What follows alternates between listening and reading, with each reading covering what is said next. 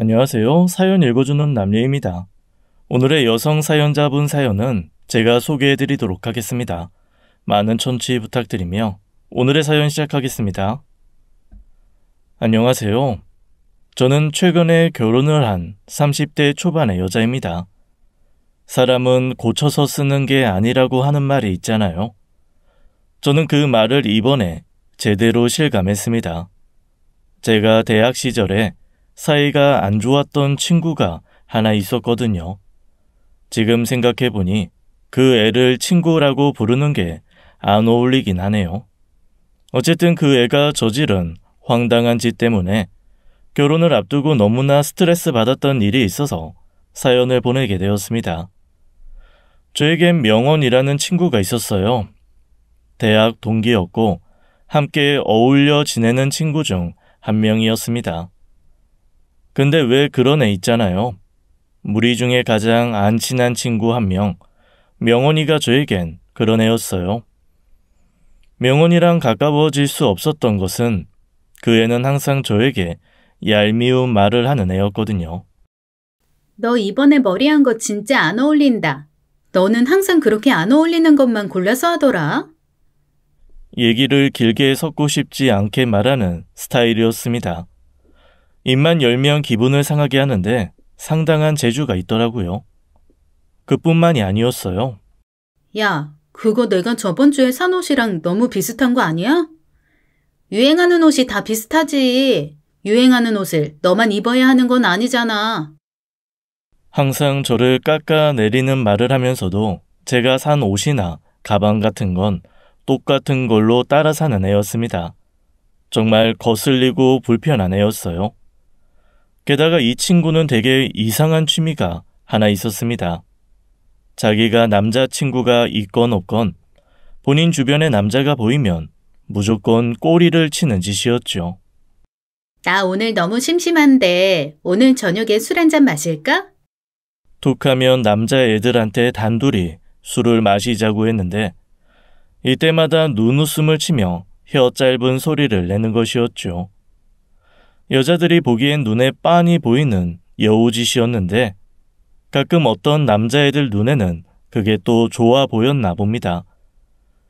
그런 거에 넘어가는 남자애들도 몇 있었고 그 때문에 명원이는 자신이 되게 매력 있다고 생각하는 것 같았어요. 또 한 번은 이런 일도 있었죠. 명원인을 포함해서 여자들끼리 술자리에 가진 적이 있었습니다. 대학 때는 툭하면 술자리를 가졌기 때문에 자주 있는 일이었어요. 어떤 남자분이 여기 계신 여자분 중에 한 분이 마음에 든다고 안주를 보내셨어요. 여자들끼리 술을 마시니 어떤 남자가 안주를 보냈다고 하더라고요. 야, 이거 다들 각자 자기가 받은 거라고 생각하자. 누구한테 보냈는지 괜히 캐묻지 말자. 누구 한 명만 남자에게 인기가 많으면 같은 자리에 있는 친구들이 괜히 서운할 수 있잖아요. 그래서 제가 먼저 안주를 받은 게 각자 자기라고 생각하자고 제안을 했습니다. 다들 좋다고 했죠. 그런데 명원이만 놔두고 우리끼리 잠깐 화장실에 다녀왔더니 명원이가 황당한 말을 하더라고요. 안주 나한테 보낸 거라고 하더라고. 난 배부르니까 다들 맛있게 먹어. 안주를 누구한테 보낸 건지 캐내지 말자고 다 같이 동의했는데 명원이가 굳이 웨이터에게 캐물은 거죠. 그리고 어떤 남자가 자기에게 반해서 안주를 받은 거라고 잘난 척을 떨더라고요. 어찌나 얄밉던지 다들 시선만 마주치고 아무 말도 하지 않았어요. 그런데 더 황당한 게 뭔지 아시나요? 저 번호 좀 알려주세요. 아까 제가 안주 보내드렸는데. 명원이 때문에 망쳐버린 술자리를 정리하고 일어나려고 하는데 어떤 남자가 저에게 와서 연락처를 물어보더라고요. 네? 저요? 제 친구 아니고요? 저는 그 남자가 명원이와 제가 입은 옷이 너무 비슷해서 헷갈린 거라고 생각했습니다. 그런데 그게 아니었어요. 전 그쪽 보고 안주 보낸 건데요. 명원이가 한 말이 거짓말이더라고요. 들킬 거라고 생각을 못하고 자기가 안주를 받은 거라고 거짓말을 한 거였습니다. 이렇게 자잘하게 얄미운 짓들을 해왔는데 명언이를 정말로 용서할 수 없는 일은 따로 있었어요. 나중에 생각해도 손이 부들부들 떨리도록 열받는 일이었죠. 제가 대학 들어가서 제가 남자친구를 처음 사귀었을 때였어요. 처음 남자친구가 생겨서 하루하루가 들떠 있었죠. 캠퍼스 커플이었던 남자친구와 저는 거의 매일같이 붙어 지냈습니다. 지원아, 네 남자친구 나한테 관심 있는 것 같더라? 명원이가 저의 행복한 시간을 산산조각 내는 말을 하더라고요. 다른 사람도 아니고 제 남자친구가 자기한테 관심이 있다고 말을 하니 기분이 그 어느 때보다 나빴습니다. 그게 무슨 소리야? 처음 명원이한테 그 얘기를 들었을 땐 제 두 귀를 의심했죠. 남자친구가 사람들과 잘 어울려 지내긴 해도 저를 걱정할 만한 짓을 하고 다닐 사람은 아니었거든요. 나한테 자꾸 연락하고 그러더라. 우리 어젯밤에도 밤새 통화하고 그랬어. 워낙 생각 없이 말을 많이 하는 애라 저는 처음에는 설마 했습니다. 그냥 제 속만 긁으려고 하는 말이라고 믿고 싶었어요. 물론 그렇다고 제 기분이 아무렇지도 않은 건 아니었습니다. 내 남자친구가 연락했다고 해도 네가 그걸 받아주면 어떡해. 어머, 왜 나한테 그래? 나는 전화 받아준 것밖에 없어. 가뜩이나 평소에 미워하던 애가 제 남자친구와 밤새 통화를 했다는데 정말 미치게 싫더라고요. 그리고 통화를 했다는 것도 열받는데 굳이 저한테 그 얘기를 얄밉게 전하는 것도 이해가 안 됐고요. 너 정말 어젯밤에 명언이랑 밤새 통화했어? 네가 내 친구랑 왜 밤새 통화를 해? 명언이가 고민 상담할 거 있다고 해서 통화한 거야. 그리고 밤새 통화한 것도 아니야. 나도 진짜 피곤하고 싫었다고. 이것만 보고 남자친구가 명언이를 좋아한다고 판단할 수는 없는 거였지만 어쨌든 통화를 한 일은 도저히 참고 넘어갈 수 없었습니다. 그래도 그렇지. 왜 밤에 전화를 받아줘? 너 걔 좋아해? 얘기를 들어보니 남자친구의 잘못도 아닌데 괜히 남자친구에게 성질을 부렸어요. 내가 뭘 그렇게 잘못한 건지 이해 안 된다. 명언이가 먼저 전화해서 얘기 좀 들어달라고 하는데 네 친구인데 내가 어떻게 거절을 해. 걔가 네 친구라서 전화 받아준 거지. 평소 같으면 나 그런 전화 받지도 않아. 명언이라면 제가 워낙에 안이 꼽게 생각하고 있던 터라 남자친구가 명언이랑 밤에 통화를 했다는 것만으로도 기분이 좋지 않더라고요. 그 일로 남자친구와는 한참을 싸웠고 그렇게 싸우다가 결국 헤어졌습니다. 너무 속상해하지 마. 근데 너 이제 걔랑 정말 헤어진 거야? 그럼 내가 걔 만나도 되는 거야? 제가 남자친구와 헤어지고 힘들어서 친구들이 위로를 해주는 와중에 명언이가 끼어들어서 한다는 말이 제가 막 헤어진 남자친구를 자기가 만나도 되냐는 거였습니다. 그 말을 듣는데 머리가 핑 도는 것 같더라고요. 너 지금 그걸 말이라고 해? 그동안의 미운 짓은 참고 넘어갈 수 있지만 이번 일은 그냥 넘어갈 수 없었습니다. 난 그냥 물어보는 거야. 근데 솔직히 너랑 안 어울리긴 했어. 급이 안 맞는 애였잖아. 걔는 과 대표에 인기도 많은데 너한테는 너무 과분하지 않아? 평소에 저를 무시하는 말을 많이 하는 애였는데 그날은 싸움을 걸더라고요. 야, 너 내가 얼마나 봐줬는지 알아? 솔직히 다른 애들 아니었으면 너랑 말도 안 섞었어. 사사건건 나 무시하고 막말하고 내가 하고 다니는 거 따라하는 것도 참았는데 이번엔 도저히 못 봐주겠다. 저는 곧장 명언이 머리채부터 잡았어요. 남자친구랑 헤어져서 기분도 엉망인데 옆에서 쉰소리를 하니까 거리낄 것이 없더라고요. 그날은 명언이와 머리채를 잡고 몸싸움을 벌였습니다. 그동안에 쌓였던 것들이 한꺼번에 터지면서 저도 화를 참을 수 없었어요. 주변에서 친구들이 말려서 겨우 진정이 되었지만 그날 이후로 명언이와 저의 관계는 완전히 끝이었죠. 그렇게 대학 졸업할 때까지 저와 명언이는 말 한마디 섞지 않고 지냈습니다. 함께 어울리는 친구들도 명언이와 저를 같은 자리에서 만나지 않게 조심해 주더라고요. 그렇게 대학을 졸업하고 취업을 하고 막 30이 되었습니다. 명언이에 대해서는 당연히 잊고 살았죠. 저는 회사를 다니면서 좋은 사람을 만나 데이트도 즐겼어요. 다정하고 저를 항상 배려해주는 남자친구를 만나 결혼을 약속한 상태였습니다. 그런데 어느 날 모르는 번호로 전화가 왔습니다. 전화를 받을까 말까 고민했는데 지금 생각해보면 그 전화를 받지 않는 게 좋았을 거예요. 그 전화로 인해 끊어졌던 악연이 다시 시작되었거든요. 여보세요? 누구세요? 나야, 명언이. 그동안 잘 지냈어? 잊고 지내던 명언이라는 이름에 저는 기분이 그닥 좋지 않았습니다.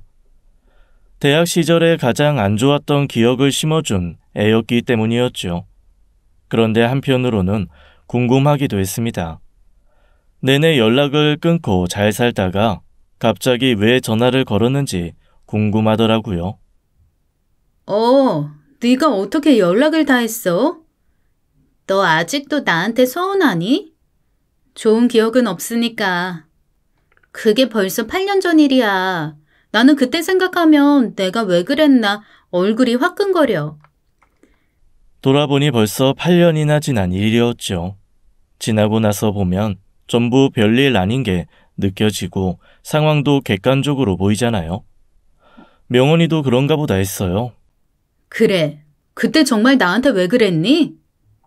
사실은 네가 부러웠어. 네가 입고 다니는 옷들도 예쁘고 잘난 남자친구 만나는 것도 부러웠고. 차라리 솔직히 말하니까 이해도 되었습니다.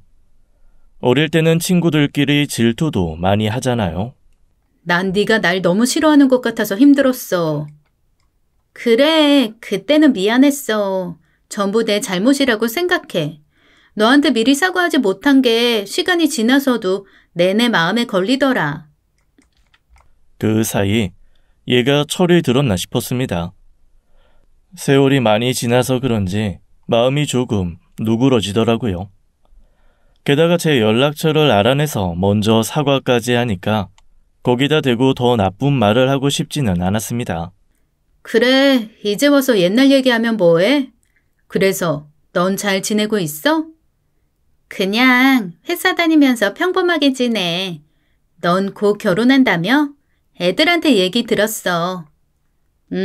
그래서 대학 동기들 만나서 청첩장 주려고. 우리 이제 나이도 먹었고 둘 다 결혼도 할 거잖아. 예전 일은 잊고 가끔 연락이나 하면서 지내는 건 어때? 결혼하는데 서로 축하해주고 화해도 하자. 이제 와서 연락하고 지낸다는 게 어색하긴 하다. 나 결혼식에 와줄 친구들도 몇 명 없어. 이제야 알 것 같았습니다. 결혼식에 부를 친구가 없어서 예전 친구들을 찾는구나 생각이 들더라고요. 그런 애들 있잖아요. 결혼 앞두고 하객 없을까봐 연락 돌리는 애들이요. 그게 이해가 안 되는 것도 아니었습니다. 그리고 8년 전의 일이면 워낙 오래된 일이고 미안하다는 말을 들으니 적어도 동기들끼리 모일 때 같이 보자고 부를 수는 있겠다는 생각이 들었어요. 그리고 결혼식에 부를 친구도 없다는 명언이의 말이 좀 안쓰럽게 들리기도 했고요. 이번 주말에 동기들 만나서 청첩장 줄 건데 너도 올래? 오랜만에 애들도 만나고 너무 좋을 것 같다. 네가 그렇게 말해주니까 고맙고 그렇다. 네가 아직도 나 싫어하면 어쩌나 고민했는데 전화하길 잘했다 싶어. 제 말에 명언이가 너무나 고마워하더라고요. 명언이랑 제가 다시 가까워지는 일은 없겠지만 그래도 안 좋았던 기억을 청산하는 건 좋겠다 싶었습니다. 8년이나 지난 일을 아직도 마음에 담아두고 살고 싶지는 않았거든요. 명언이의 말대로 연락하면서 지내지는 않더라도 동기 모임에 한번 부르는 것쯤은 나쁘지 않다고 생각했습니다. 그게 안일했던 생각이긴 했지만요. 그리고 일주일이 지나 동기들을 만나는 날이 되었습니다. 오랜만에 친구들을 만나니까 잔뜩 들뜨더라고요. 명원이도 나왔는데 솔직히 예전보다 좀 더 심술궂은 얼굴이었어요. 애써 외면하려고 했지만 보기 좋은 얼굴은 아니었어요. 인상이 더 나쁘게 변한 것 같다고 해야 할까요? 어릴 때보다 더 표독스러워진 얼굴을 보기 있기가 부담스럽더라고요. 어쨌든 명원이에 대해서는 크게 신경 쓰지 않았습니다. 명원이랑 단둘이 봐야 하는 것도 아니고 다른 친구들도 많아서 명원이만 신경 쓰고 있을 수도 없었거든요. 친구들은 제가 명원이랑 사이가 안 좋은 걸 알았기에 명원이가 그 자리에 나온 걸 의아하게 생각하는 것 같았습니다. 어머, 명원이도 나왔네? 너희가 친한 사이는 아니지 않나? 이미지가 좋은 애는 아니었기에 다들 좀 의외라는 반응이었죠. 그 자리는 제가 마련한 자리였기에 다들 저를 쳐다보며 왜라는 반응을 보였습니다. 우리 화해했어. 어릴 때 일로 계속 안 보고 지내는 것도 좀 그렇잖아. 하여간 그때는 어려서 남자가 문제였지. 다들 고개는 끄덕였지만 뭔가 찝찝하다는 눈치였어요. 다른 애들한테도 명원이의 이미지가 좋지는 않았기에 그럴 수도 있겠다 싶었습니다. 다들 어떻게 지냈어? 저는 분위기라도 바꿔볼 겸 일부러 말을 돌렸어요. 괜히 좋은 자리에서 옛날에 안 좋았던 얘기를 하고 싶지는 않았습니다. 항상 똑같지. 그보다 너 결혼할 사람 어떤 사람인지 좀 말해봐. 친구 중에 한 명이 묻더라고요. 제가 결혼하는 일로 만났으니 제 결혼에 대한 주제로 이야기 꽃을 피웠습니다. 남편 될 사람은 어디서 만났냐, 어떻게 만났냐 이런 얘기를 하는데 명원이는 계속 조용하더라고요. 회사에 있어. 사내 변호사야. 변호사라는 말에 친구들은 신기해했는데 그때 무심코 본 명원이의 표정은 지금도 잊히지 않아요. 질투에 사로잡힌 얼굴이 보고 있기 불편할 정도였습니다. 그때부터 명원이는 표정이 엄청나게 어두웠어요. 학생 때도 질투심이 워낙 많았던 애인 건 기억하지만 그 성격이 어디 가진 않다 싶었습니다. 화해하고 서로 결혼 축하해주며 잘 지내자던 명원이는 제 남자친구가 변호사라는 사실에 시기하는 걸로 보였죠. 근데 요즘 변호사들이 예전 같진 않다고 하더라. 돈 버는 게 쉽지 않다는데 네 남자친구는 괜찮아? 괜찮아. 회사에 소속되어 있어서 그래도 괜찮은 것 같아. 대놓고 비아냥대는 건 아니었지만 묘하게 비꼬는 듯한 느낌이 들었지만 크게 신경 쓰지 않았어요. 근데 그때 전화가 한 통 왔습니다.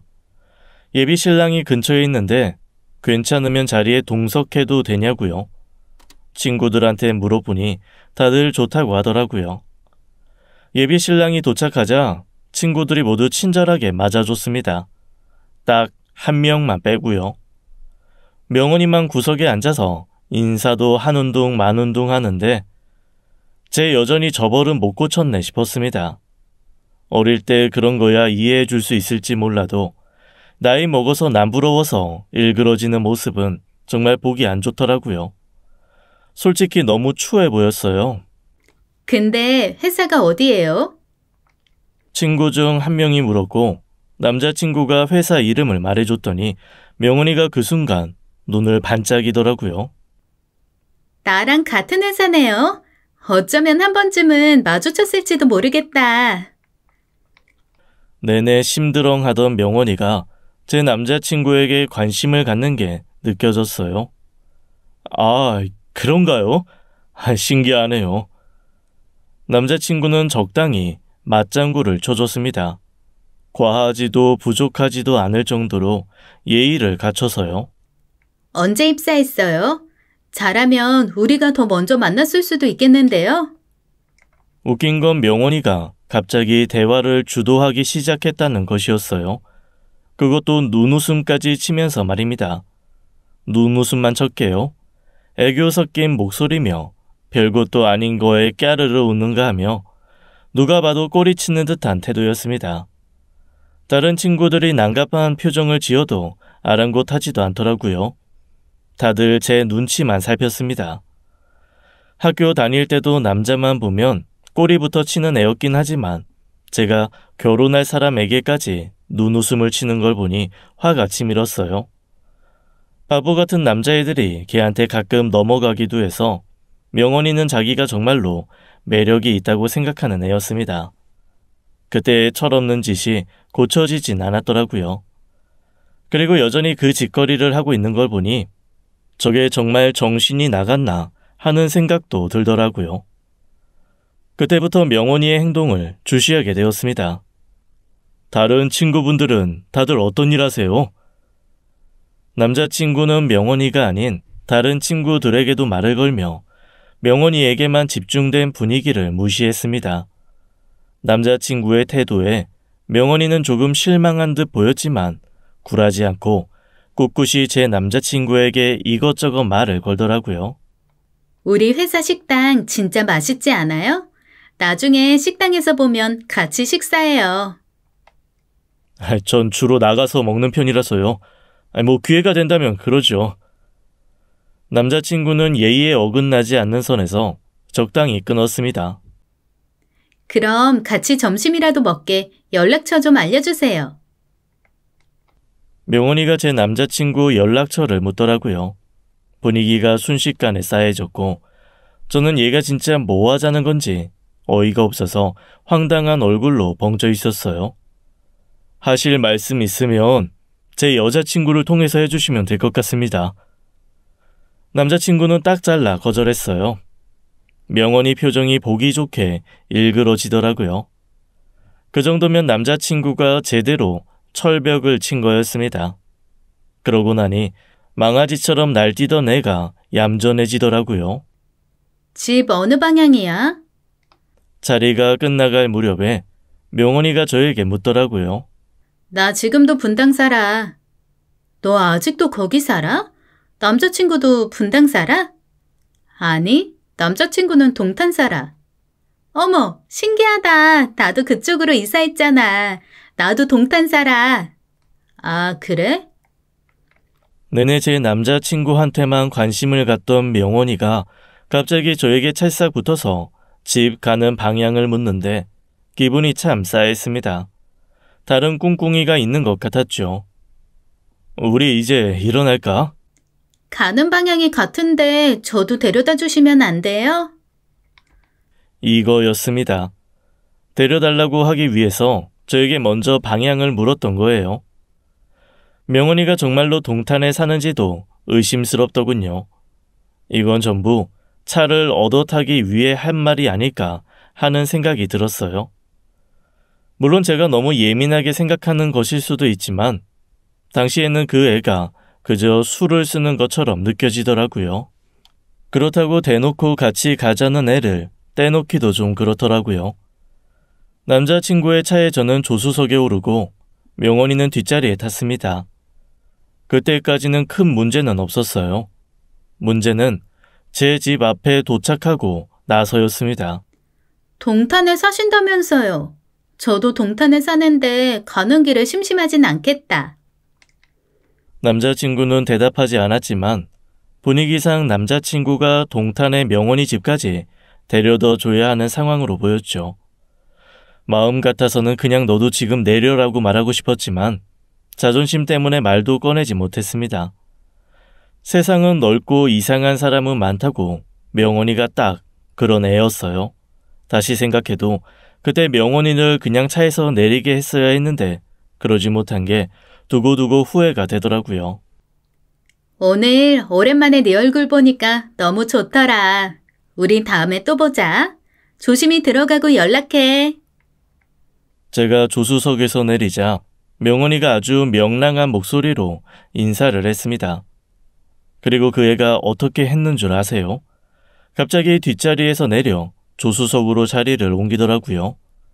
제 남자친구가 운전하는 옆자리예요. 그때 그 묘한 기분을 어떻게 설명해야 할지 모르겠습니다.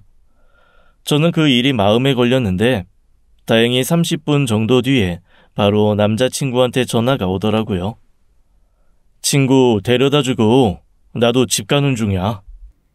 별일 없었지? 무슨 얘기했어? 내가 계속 자기 학교 다닐 때 어땠냐고 물어봤어. 근데 그 친구 자기에 대해서 잘 모르는 것 같더라. 다행히 별일은 없었던 것 같지만 기분은 좋지 않았습니다. 대학 동기들한테 나중에 물어보니 명원이가 동탄에 사는 건 맞다고 하더라고요. 제가 괜히 예민했나 싶었습니다. 그리고 다음날 남자친구의 차를 탔는데 좀 짜증나는 게 보이더라고요. 남자친구 차 블루투스에 명원이의 아이폰이 연결되었던 흔적이 있었습니다. 제가 내리고 제 남자친구 옆자리에 앉아 블루투스까지 연결했던 거였어요. 저는 그게 확 짜증이 나더라고요. 제 친구를 데려다준 남자친구에게 짜증낼 일은 아니니까 내색은 하지 않았지만 이 상황에 대해서 친구들에게 물어보았죠. 그런데 반응이 둘로 나뉘었습니다. 근데 계속 뒷자리에 앉아있는 것도 이상하지 않아? 회장님하고 기사도 아니고 좀 그렇잖아. 근데 블루투스 연결은 좀 오바긴 하다. 이렇게 말하는 친구가 있는가 하면 야, 그래도 뒷자리에 계속 앉아있는 게 낫지. 쥐가 왜 조수석에 앉아? 굳이 조수석으로 자리를 옮기는 게 더 이상하지 않아? 친구들의 반응을 들으니 기분이 더 나쁘더라고요. 대놓고 화낼 수 있는 일은 아닌데 기분은 찝찝한 딱 그런 마음이었습니다. 그래도 잊으려고 노력을 했어요. 명원이 다시 볼 일이 또 있겠나 싶어서요. 그런데 저는 며칠 뒤 남자친구의 연락을 받고 기분이 확 상하고 말았습니다. 사내 네트워크로 당신 친구가 말을 걸더라고. 난 영 불편하기만 한데 그래도 당신 친구니까 받아줘야 하는 거야? 나 이 친구는 좀 무시하면 안 될까? 내 친구 누구? 명원이 걔? 명원이가 남자친구에게 사내 네트워크로 말을 걸었다고 하더라고요. 그러고 보니 명원이가 제 남자친구와 같은 회사라고 눈을 반짝이던 게 생각이 났습니다.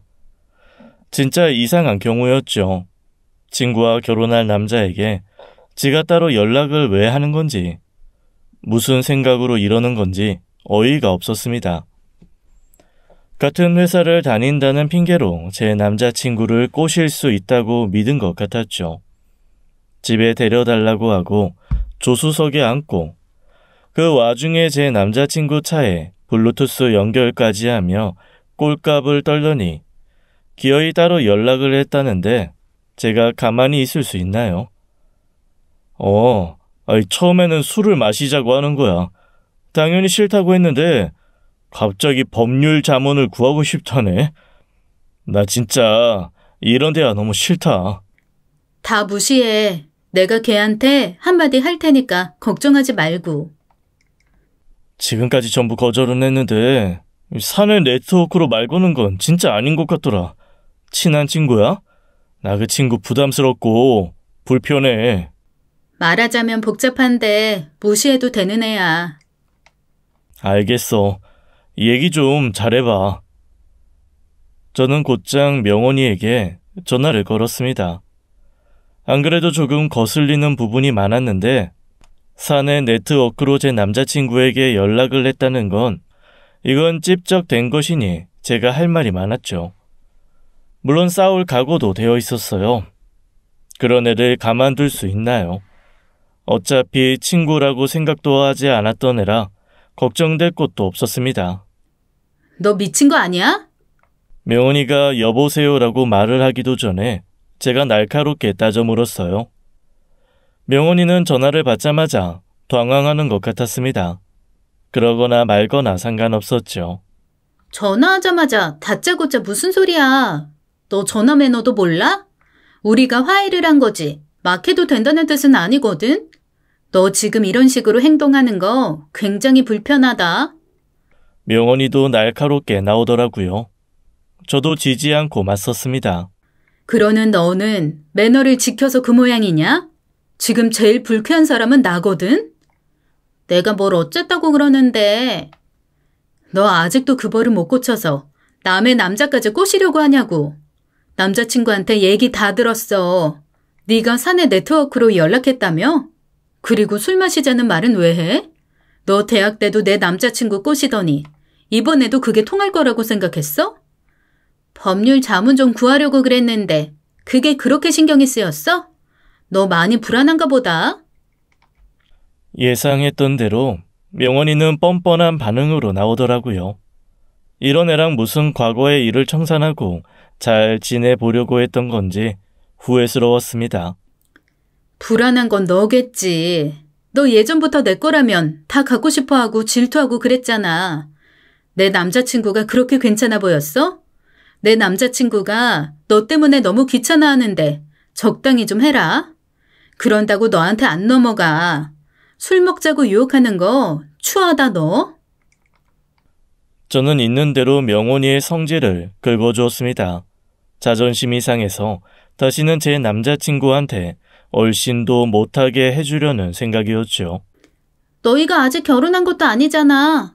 너 이러는 거 엄청 불안해서 난리치는 걸로 보여. 내가 그렇게 신경 쓰이니? 예전처럼 네 남친이 나한테 반할까 봐? 화해하고 잘 지내자고 했을 때도 별로 믿지는 않았지만 정말이지 변한 게 하나도 없는 애였습니다. 어떻게 된 게 모든 남자는 자기가 다 가져야만 직성이 풀리는지 이렇게 사는 애도 참 불쌍하다는 생각이 들더라고요. 너 하는 짓 보니까 조만간 망신 한번 제대로 당할 것 같다.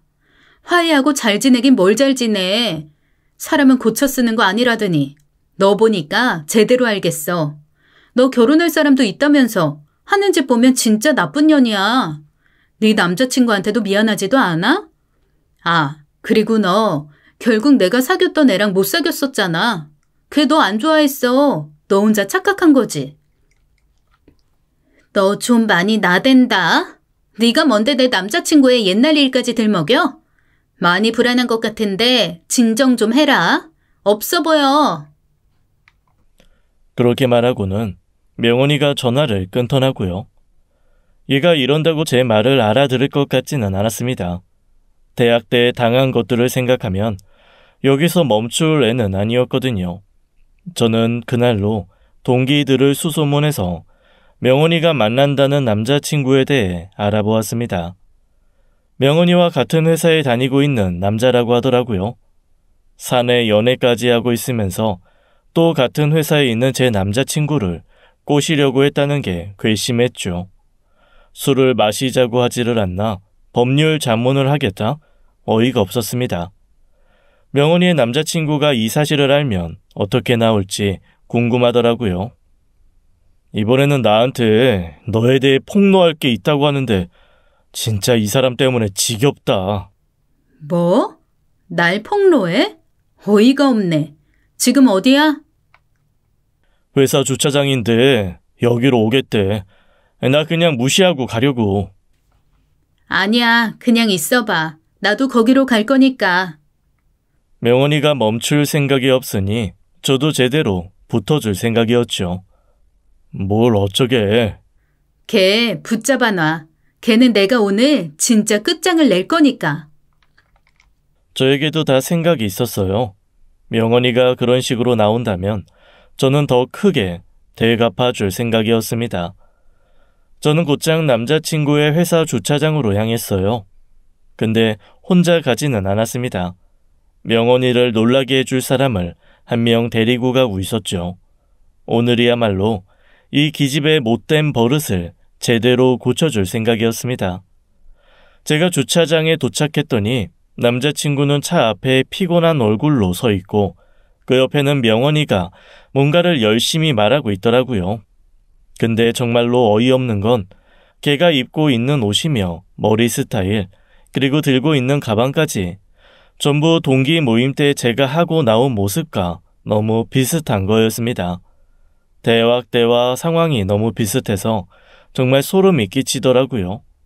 제 남자친구를 꼬시려고 저를 따라한 거였습니다. 어떻게 이런 생각을 할 수 있는지 제 상식으로는 도저히 이해를 할 수가 없겠더라고요. 걔가 대학 때 유부남이랑 사귀었던 애거든요. 제가 그거 얘기해 주려고 만나자고 한 건데 하도 저를 안 만나주셔서 제가 답답해서 여기까지 온 거예요. 제 남자친구에게 말도 안 되는 얘기를 하고 있더라고요. 사실도 아닌 얘기를 어떻게 그렇게 뻔뻔하게 하고 있는 건지 저는 기가 막히고 열도 받아 분노로 몸이 떨릴 정도였습니다. 있지도 않은 말을 지어낼 정도로 저를 미워했던 건지 아니면 그만큼 제 남자친구가 탐이 난 건지는 몰라도 명원이가 하는 짓은 정상이 아닌 것은 분명했어요. 제 여자친구에 대해서 안 좋은 얘기나 하시는 분이 정상적인 친구 관계로 보이지 않네요. 솔직히 듣고 있기 불편하고요. 그런 일이 있었건 말건 저는 물어보지도 않은 내용에 대해서 별로 알고 싶지도 않아요. 이제 됐으니까 다시는 저에게 사내 네트워크로 연락을 하거나 할 얘기 있다고 잡아두는 거 하지 마세요. 저는 남자친구의 딱 부러지는 태도가 마음에 들기는 했지만 그걸로는 명원이의 못된 심보를 고쳐놓기엔 부족하다는 생각이 들더라고요. 그래서 제가 끼어들었습니다.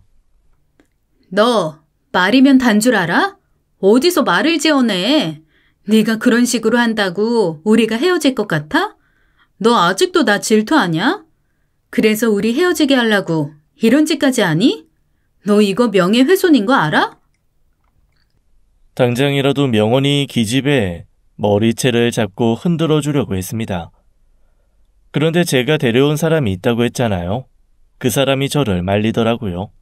그 사람이 누군지 아시나요? 명원이가 만난다는 남자친구였습니다.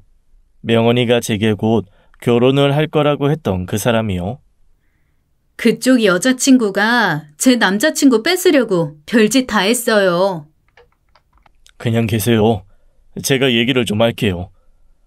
제 설명에도 명원이 남자친구는 대답도 하지 않고 또벅또벅 명원이를 향해 걸어가더라고요. 명원이는 갑자기 나타난 자기 남자친구 모습에 아주 놀라 자빠지기 직전이었습니다. 자기야, 오해하지 마. 그런 거 아니고 내가 사람 하나 구해주려고 사실을 말해주고 있던 거야. 내가 이 사람 꼬시려고 했다거나 그런 거 아니야. 나한텐 자기가 있는데 내가 그럴 리가 없잖아. 명원이가 자기 남자친구의 팔을 붙잡고 온갖 아양을 떨면서 변명을 하더라고요. 그런 말에 명원이의 남자친구가 넘어갈까 저는 지켜만 보고 있었습니다. 그런데 보고 있던 저는 너무 놀란 일이 벌어졌어요. 명원이 남자친구가 명원이를 밀쳐내면서 소리를 버럭 지르는 거였습니다. 유부남이랑 바람이 난 건 너겠지. 내가 넌 뭐하고 돌아다니는지 모를 줄 알았어? 그게 무슨 소리야? 내가 무슨 유부남이랑 바람이 나. 내가 아니라 내 친구가 대학 때 유부남이랑 만났다니까? 명원이 목소리가 떨리더라고요. 점점 흥미진진해지더군요. 분명 명원이가 저지른 짓이 뭔가 더 있는 것 같았습니다. 김 부장 만나잖아, 너. 명원이 남자친구가 김 부장이라고 말을 하자 명원이의 동공이 심하게 흔들리더라고요. 그때부터 저도 입을 틀어막고 두 사람의 대화에 귀를 기울였습니다. 입이 떡 벌어지는 얘기들이었어요. 그건 지금 자기가 오해하고 있는 거야. 너 유부남인 김 부장이랑 바람 피우고 있는 거 내가 모를 줄 알았냐? 너 그러면서 나랑 결혼하려고 했어? 회사에서 알 사람은 다 아는 얘기래. 내가 그 말 듣고 얼마나 수치스럽고 기가 막혔는지 알아? 저도 기가 막혔습니다. 유부남이랑 내연 관계였던 건 명원이 자기 자신이었던 거죠. 저는 그것까지는 모르고 명원이 남자친구를 데려왔다가 이 엄청난 얘기를 알게 된 거였어요. 저랑 남자친구는 벙쪄서 병풍처럼 서서 두 사람의 얘기를 듣고만 있었어요. 제 남자친구도 기가 막혀서 아무 말도 못하더라고요. 명원이는 지가 저지른 짓을 저한테 뒤집어 씌우려다가 거꾸로 당하고 있는 중이었습니다. 근데 저는 하마터면 정말 억울한 일을 당할 뻔한 거였어요. 잠깐만, 내 얘기 좀 들어봐. 회사 사람이랑 친하게 지내는 게 어떻게 바람이야. 나 그런 거 아니야. 지금 뭔가 오해하고 있는 것 같아. 지원이 저기 집 애가 자기한테 헛소리한 거지? 그 와중에도 끝까지 저한테 뒤집어 씌우려고 하더라고요. 당연히 한마디 해주었습니다. 내가 너 같은 줄 아냐? 어디서 또 내 탓을 하려 그래. 잘못했다고 빌어도 부족할 판에 거기서 또 나를 끌어들여? 명원이 남자친구는 명원이의 그런 태도에 더 정남이가 떨어진 듯 보였어요. 바람이 난 것도 정 떨어지는데 거짓말까지 하는 걸 보니 왜 아니겠어요? 네 거짓말에 진짜 지친다. 너 바람 피운 게 한두 번이야? 너 전에도 그랬잖아. 바람 피운 사람은 또 피운다는데 내가 그 말을 왜 안 듣고 너 같은 것 때문에 이 고생을 해야 되는 거냐? 너 아주 쓰레기 같은 인간이야. 명원이가 바람을 피운 게 처음이 아니었습니다. 명원이 남자친구는 이런 예를 어떻게 참고 계속 만나온 건지 저는 이해가 안 되더라고요. 그런 대화가 오가는 곳이 회사 주차장이어서 주변 회사 사람들도 좀 있었거든요. 길 가던 사람들이 멈춰서 명원이와 명원이 남자친구를 구경하는 사람도 있었습니다. 회사에 어마어마하게 소문이 날 게 뻔했죠. 저와 남자친구는 이제 구경꾼이 되어서 명원이와 명원이의 남자친구의 대화를 들었습니다. 명원이가 보통 나쁜 년이 아닌 줄은 알고 있었지만 결혼할 남자친구를 두고 회사 유부남이랑 바람까지 피우고 있을 거라곤 상상도 못했기에 듣는 입장에서는 정말 흥미롭더군요. 말 좀 지어내지 말라고. 명원이는 주변 사람들을 의식했는지 자기의 남자친구를 밀치기 시작했습니다. 아주 발악을 하면서 밀치는데 사람이 그렇게 추해 보일 수가 없더라고요. 유부남 만나는 것도 모자라서 친구 남자친구까지 만나려고 했냐? 너 얼마나 더 망가져야 정신을 차릴 거야? 명원이 남자친구는 신랄하게 비난을 했습니다. 당연한 일이었죠. 여러 번이나 배신당한 남자 입장에서 그 정도 말하는 것도 점잖은 편이라는 생각이 들 정도였습니다. 네가 뭔데 그딴 소리를 해? 자기의 남자친구한테 싹싹 빌어도 모자랄 판에 오히려 악을 쓰며 따지더라고요. 그렇게 하면 자기 잘못이 묻힐 거라고 착각하는 것 같았습니다.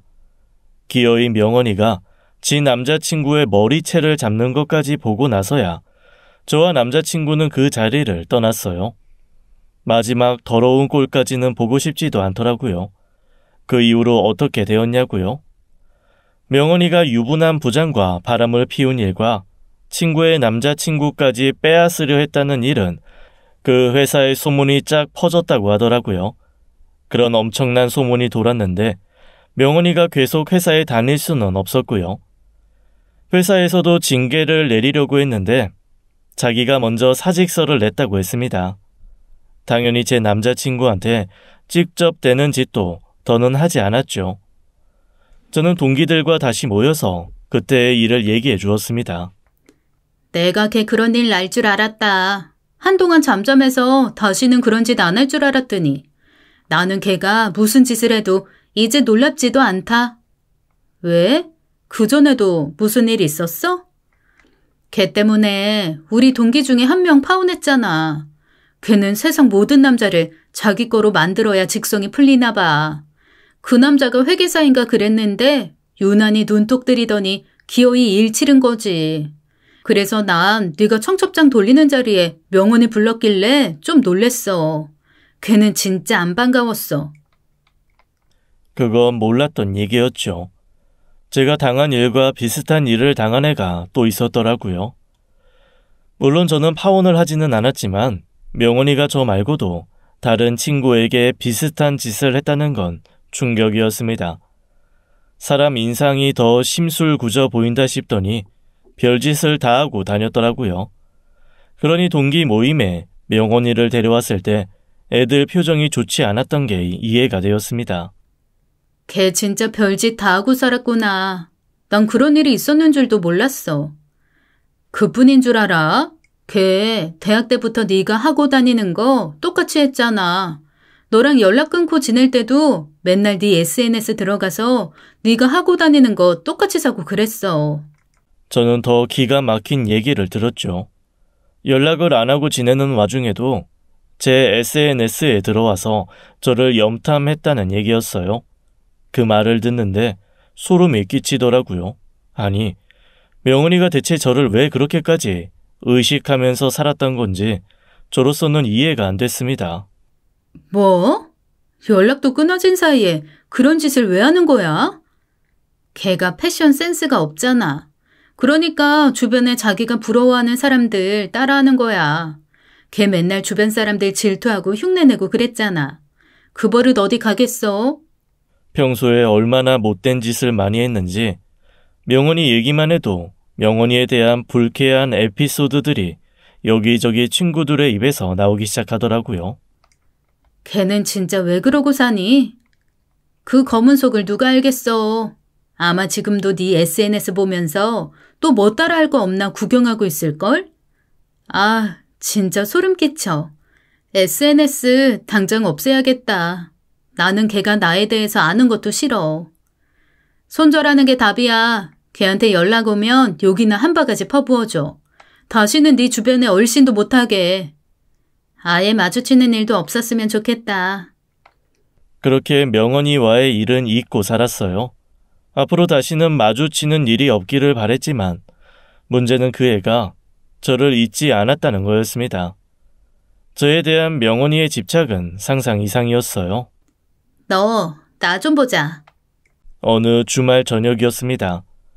결혼 준비로 오후까지 내내 바쁘다가 겨우 집에 와서 쉬고 있는데 모르는 번호로 전화가 오길래 무심코 받았어요. 그랬다가 다시는 듣고 싶지 않은 목소리를 듣고 말았습니다. 명언이었어요. 네가 무슨 낯짝으로 나를 보자고 해?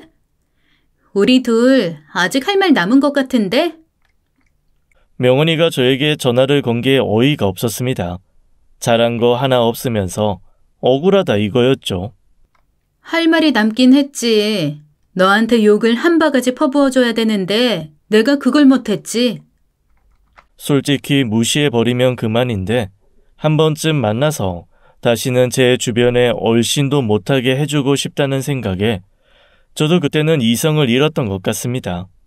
제대로 혼내주지도 못했다는 생각이 들더라고요. 명언이가 자기 남자친구와 싸워서 회사까지 그만두긴 했지만 그게 저와 제대로 얘기를 끝냈던 건 아니었잖아요. 이번 기회에 명언이에게 하고 싶은 말은 제대로 퍼부어주고 끝내고 싶었습니다. 욕을 퍼부어줘야 하는 사람은 나야. 그래, 만나서 얘기하자. 너한테 할 말도 많은데 네 남자친구가 나를 말려가지고 하고 싶은 말도 제대로 못했어. 그 말과 동시에 저희 집 초인종이 반복적으로 울리더라고요. 그것도 명언이었습니다.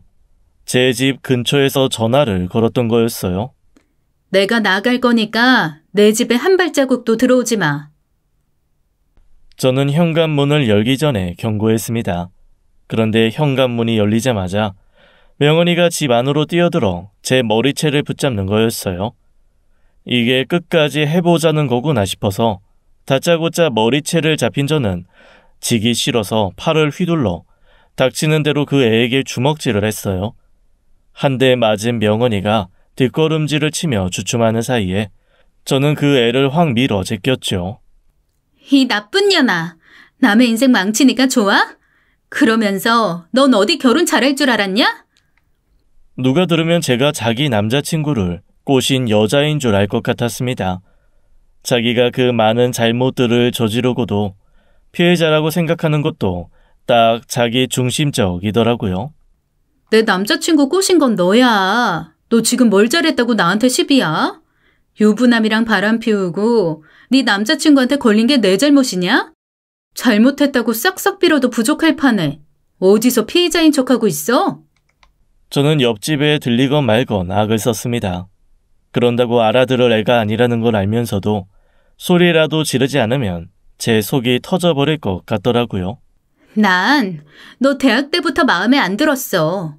남자친구 생겼다고 유난히 티내고 다니고. 난 네가 신나서 웃는 꼴도 보기 싫었어. 들어보니 그냥 제가 싫은 애였더라고요. 그러면서 그게 대단한 이유라도 되는 것처럼 말을 하는데 그냥 열등감에 사로잡힌 애가 여전히 열등감을 느끼고 있는 것처럼 보였습니다. 그래서 나 따라하고 다녔냐? 넌 내가 마음에 안 든다면서 왜 내가 하는 거 따라하고 다닌 건데? 나도 그거 되게 마음에 안 들었어. 넌 대체 왜 그러고 사냐? 어릴 때야 뭘 몰라서 그럴 수 있다고 쳐도 나이 먹어서까지 남과 비교하면서 왜 그러고 살아? 나랑 연락도 안 하고 지내면서 내 SNS는 왜 염탐해?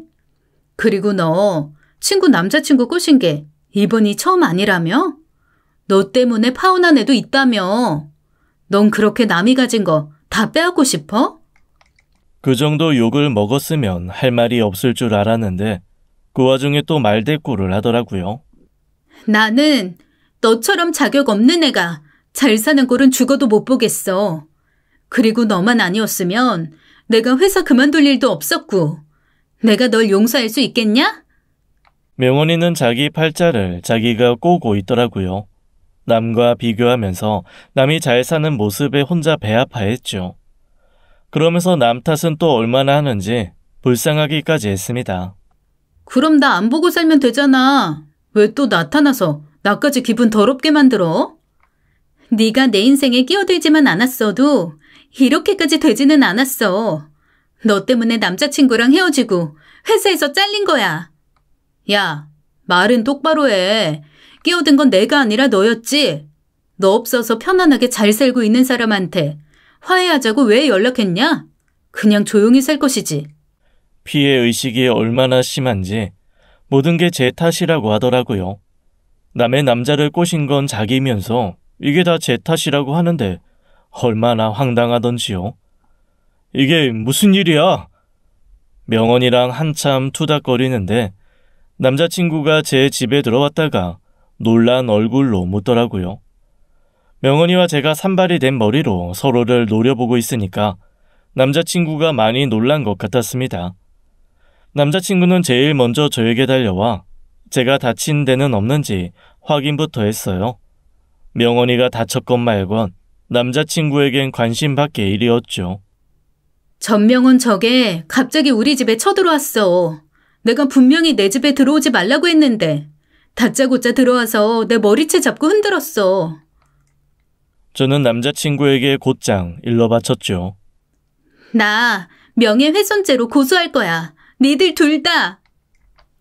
명예훼손이라는 말에 저는 코웃음을 쳤습니다. 괜히 남의 남자친구 건드렸다가 일만 커진 게 명예훼손이 될 거라고 생각을 했나 봐요. 지가 유부남을 만난 건 지가 남자친구한테 걸려서 회사에 소문이 난 거지 그게 제가 없는 소문을 지어낸 건 아니잖아요.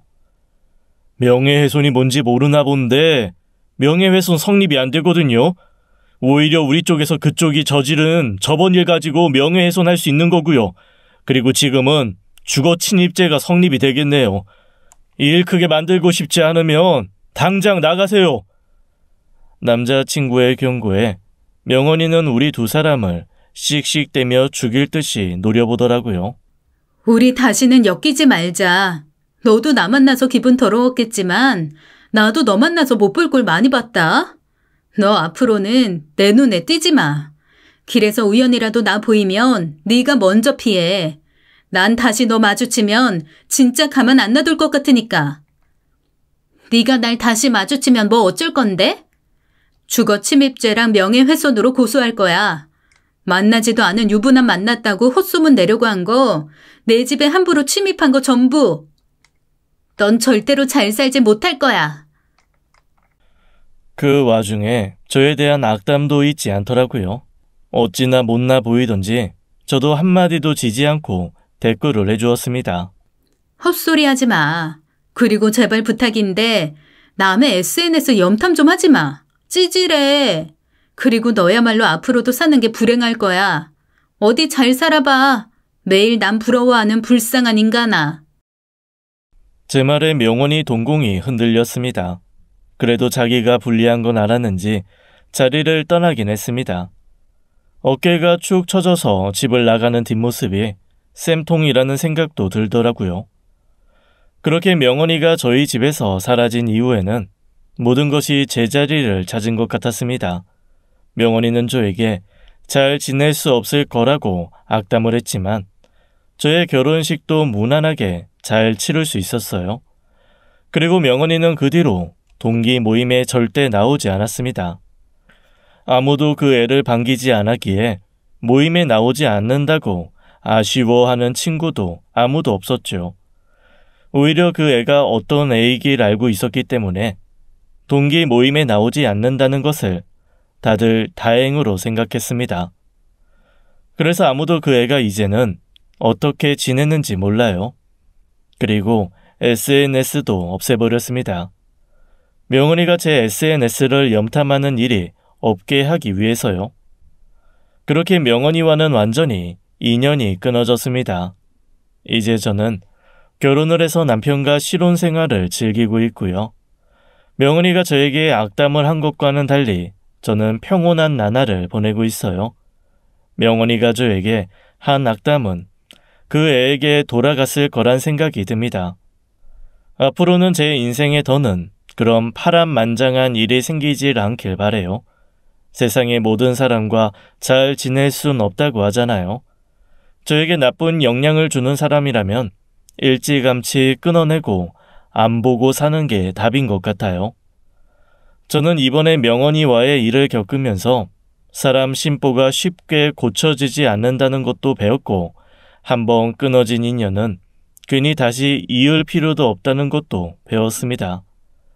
한번 끊어진 데에는 다 이유가 있는 거라고요.